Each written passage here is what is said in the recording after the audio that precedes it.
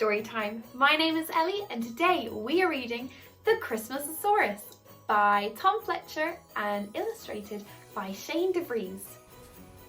Santa and his reindeer live as north as you can go, in a place that's full of magic and quite a lot of snow. But Santa and his reindeer do not live there on their own, for there's a special dinosaur that also calls it home. He is the Christmasaurus and he's one of a kind. No matter where you look, he'll be the only one you'll find.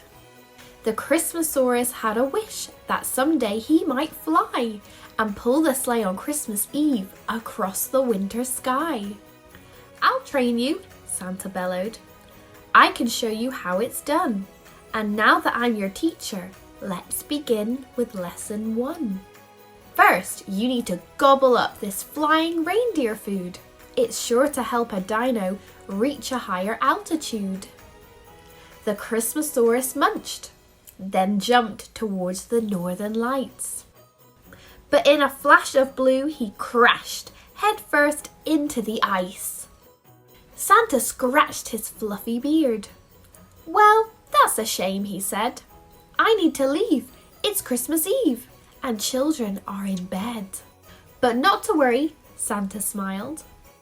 "No need to look so blue.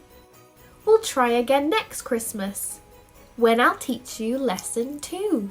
Spring turned into summer, and autumn whizzed right by. Then it was Christmas once again, and time to try to fly. You need to think a happy thought, like Christmas fairies do. If happy thoughts can work for them, I bet they'll work for you." So Christmasaurus thought of fluffy clouds upon his scales.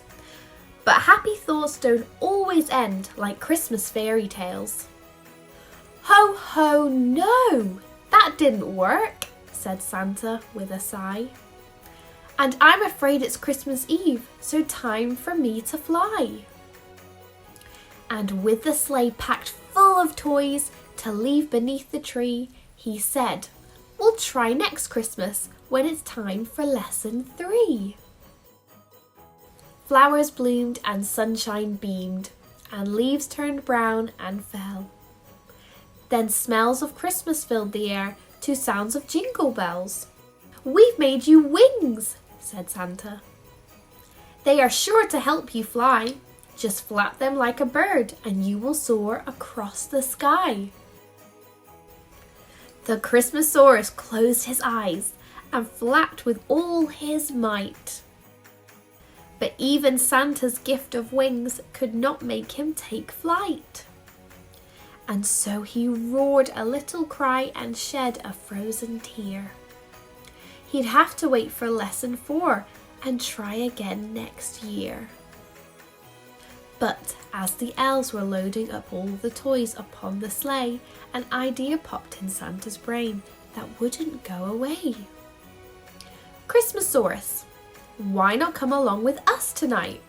While I deliver presents, you can feel the thrill of flight."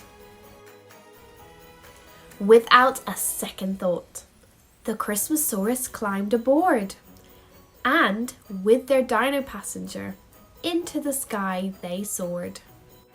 Flying in the sleigh was even better than he dreamt. And house by house he watched as down the chimneys Santa went. "Stay in the sleigh," warned Santa. "Now you mustn't go exploring. Wait here while I leave presents for the children inside snoring." Christmasaurus didn't listen. Christmasaurus didn't stay. He fell into a chimney, and then Santa flew away. His ho ho ho got quieter the higher that they climbed, not realizing that Christmasaurus had been left behind. Inside the house was quiet, but not everyone was asleep, for through the twinkling fairy lights a little boy was peeping. He saw the most amazing sight a child could dream to see.